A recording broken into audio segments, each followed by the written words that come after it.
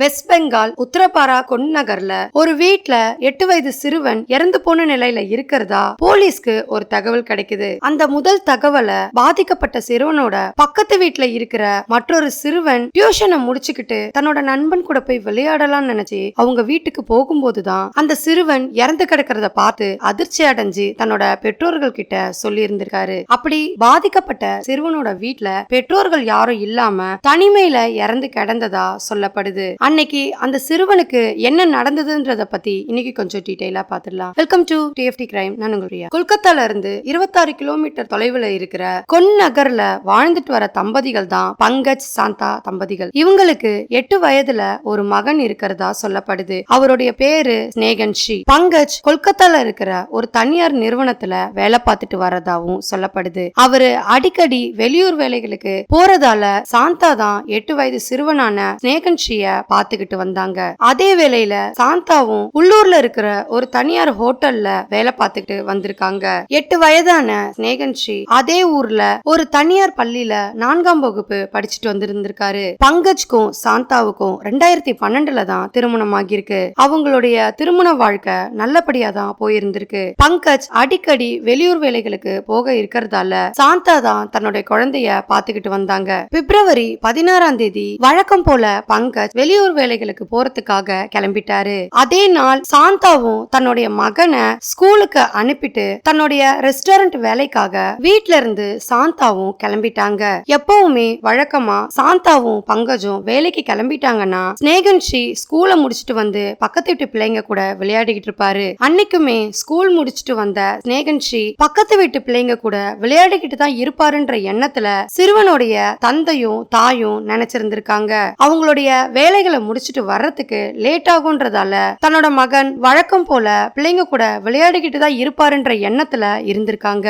ஆனா அன்னைக்கு வழக்கத்துக்கு மாறா பிப்ரவரி 16ஆம் தேதி ஸ்னேகன்ஷி ஸ்கூலை முடிச்சுட்டு வீட்டுக்கு வந்திருந்திருக்காரு. அதே போல பக்கத்து வீட்டுல இருக்கிற சிறுவனும் எப்போதும் போல ஸ்னேகன்ஷி கூட விளையாடுறதுக்காக தன்னுடைய டியூஷன் படிப்பை முடிச்சுட்டு பக்கத்து வீட்டுல இருக்கிற ஸ்னேகன்ஷி கூட விளையாடிட்டு வரேன்னு சொல்லிட்டு தன்னோட அம்மா கிட்ட சொல்லிட்டு தான் பக்கத்து வீட்டுக்கு போயிருந்திருக்காரு. அப்படி அந்த சிறுவன் வீட்டுக்குள்ள நுழையும் போதே ஸ்னேகன்ஷி ரத்த வெள்ளத்துல இறந்து கிடந்ததை பார்த்ததுமே அதிர்ச்சி அடைஞ்சு தன்னோட பெற்றோர்கள் கிட்ட உடனடியா வந்து சொல்லி இருந்திருக்காரு. உடனடியா அவங்க போலீஸ்க்கும் ஸ்னேகன்ஷியோட தாய்க்கும் தந்தைக்கும் தகவலை சொல்லி அமைச்சிருந்திருக்காங்க.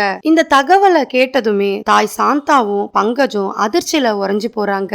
பாதிக்கப்பட்ட சிறுவனுடைய தந்தையான பங்கஜ்க்கு இந்த தகவல் கிடைச்சதுமே தன்னோட மகனை கொலை பண்ற அளவுக்கு தனக்கு யாருமே எதிரிகளே இல்லைன்ற ஒரு கோணத்துல தான் சிந்திச்சிருந்திருக்காரு. தகவல் கிடைச்சதுமே பங்கஜும் சாந்தாவும் வீட்டுக்கு வந்து தன்னோட மகனோட உடலை பார்த்து கட்டி தழுவி அழுதிருந்திருக்காங்க.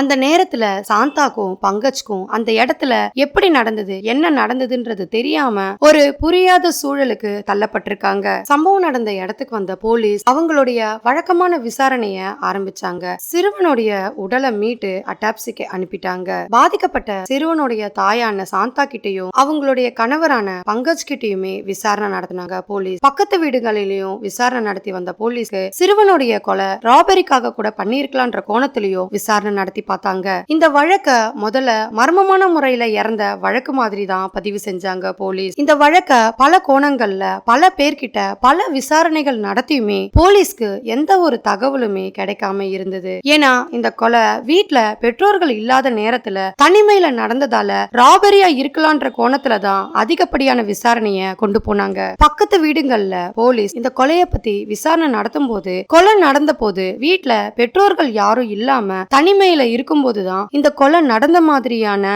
தகவல் தான் போலீஸ்க்கு கிடைச்சது. இதனால போலீஸ் மற்ற இடங்கள்ல விசாரணை நடத்தி வந்தாங்க. போலீஸோட தீவிர விசாரணைக்கு பிறகும் எந்த ஒரு நபரையுமே குற்றவாளின்னு சொல்ல முடியாத சூழல்ல தான் இருந்து வந்தது. ஏன்னா சம்பவம் நடந்த அன்னைக்கு வீட்ல ராபரிக்காக எந்த ஒரு நபர்களுமே வந்த மாதிரியான எந்த ஒரு தடையுமே போலீஸ்க்கு கிடைக்கல. அக்கம் பக்கத்தினர் கிட்ட இருந்து கூட ஒரு சின்ன தகவல் கூட கிடைக்கல போலீஸ்க்கு. இதனால சந்தேகம் அடைஞ்ச போலீஸ் பாதிக்கப்பட்ட சிறுவனோட வீட்ல சிறுவன் ஒரு நாயை வளர்த்துட்டு வந்திருக்காரு. சம்பவம் நடந்த நேரத்துல அந்த நாய் குறைக்காம இருந்தது போலீஸ்க்கு சந்தேகத்தை ஏற்படுத்துச்சு. ஒருவேளை நல்லா பரிச்சயமான நபர் தான் இந்த வீட்டுக்குள்ள வந்து சிறுவனை கொலை பண்ணி இருப்பாங்களோன்ற கோணத்துல விசாரிக்க ஆரம்பிச்சாங்க. அப்படி நடத்தப்பட்ட தீவிர விசாரணையில போலீஸ்க்கு பாதிக்கப்பட்ட சிறுவனோட தாயான மனைவியான சாந்தா மேல சந்தேகம் ஏற்படுது. ஏன்னா போலீஸ்க்கு சாந்தா மேல சந்தேகம் ஏற்பட காரணம் அந்த நகர்ல இருக்கிற சிசிடிவி ஃபுட்டேஜ ஆய்வு பண்ணிருக்காங்க போலீஸ். ஏன்னா இந்த நகருக்குள்ள புதுசா எந்த ஒரு நபரும் வராதது தெரிய வந்தது. அது மட்டும் இல்லாம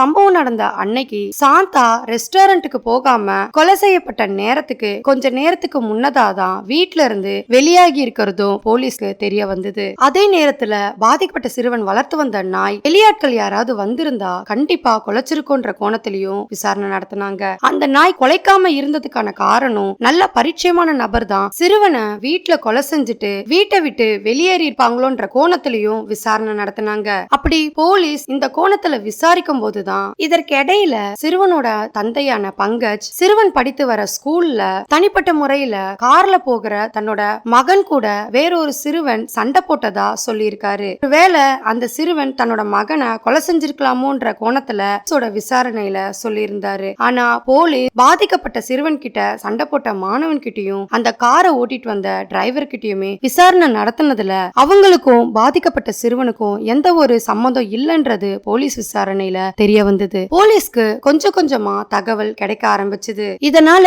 தாய் சாந்தா மேல சந்தேகம் ஏற்பட்ட போலீஸ்க்கு சாந்தாவை கூப்பிட்டு மறுபடியும் தீவிர விசாரணையை நடத்தினாங்க. அப்படி சாந்தா கிட்ட நடத்தப்பட்ட விசாரணையில சாந்தா போலீஸ் கிட்ட முன்னுக்கு பின்னா பதில சொல்ல ஆரம்பிச்சாங்க. ஆனாலும் போலீஸோட தரமான விசாரணைக்கு பிறகு தான் தன்னோட மகனை கொலை செஞ்சதா ஒத்துக்கிறாங்க.